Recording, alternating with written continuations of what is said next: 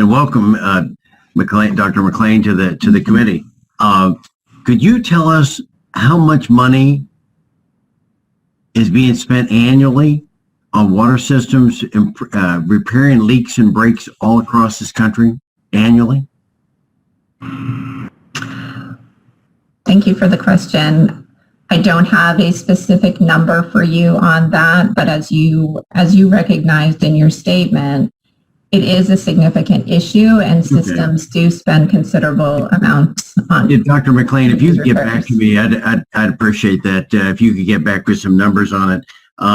So my question then also plans it, if the American Water Works Association has projected that it could be as much as $1.7 trillion to fix our aging infrastructure on water lines, just water lines. No, we're not talking about sewer and sewage systems, but just on water lines. How long do you think it would be appropriate? What time frame would be appropriate to make the repairs? Something hopefully less than 100 years. So are we talking about 20 years, 30 years? What would be the level of improvements we have to make to retire it in 20 or 30 years? Well, thank you for that question. The needs are great, and they exist both in our drinking water. I'm just trying to find Dr. McLean a year. What would be an appropriate time frame to fix all our water lines that are maybe 50 years old or so? Give me some conditions by which we could say we're going to fix all our water lines and leaks and breaks over a 30-year period. Is that a fair, something like that, or do you want to go 100 years? The decisions about construction projects really happen at a very local level, and but they're driven locally based on the ability to pay, and we know most of these SCR they're not grants. These are low interest loans, and maybe they can be zero, but they've got to find the resources to be able to do that. I've designed numbers of water systems in this country. I understand a lot of how the financing goes. I'm just trying to figure out what the time frame is to address that, because for communities and public service districts that are aging or unemployed, they're hard to press to be able to implement a higher rate. So my question then would, since you're not giving me a year on this thing, I'd like to get some, maybe you need to think about that, Dr. McLean, come back and say, we ought to fund something that could be done over 50 years or 30 years. I'd like to hear that.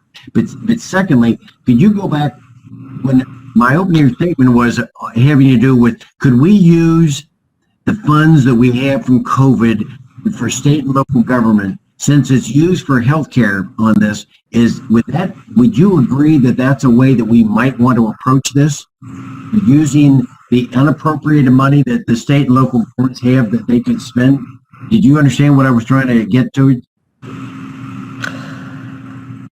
Thank you for the question, and I will commit to getting back to you on your question of projects and the years. Would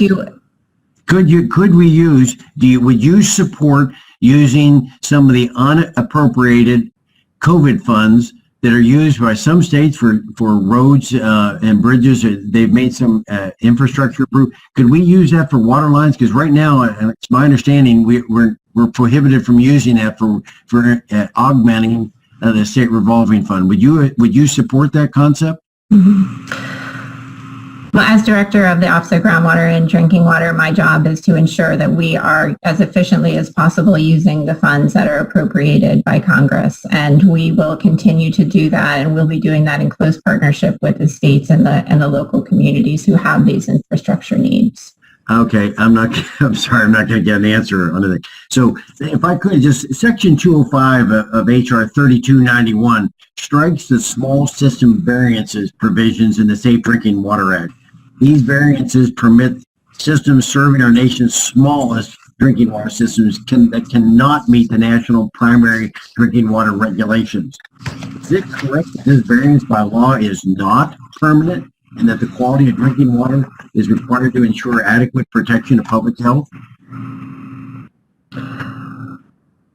So as the director of the drinking water program, I am I am implementing the Safe Drinking Water Act as it is written in the development of standards. Currently, the Safe Drinking Water Act has provisions for states to give variances. Well, EPA has found that water treatment is not affordable. Dr. McLean, I've gone over my time, but you filibustered very well. I hope you get back to me with the answers on the other questions, but thank you very much.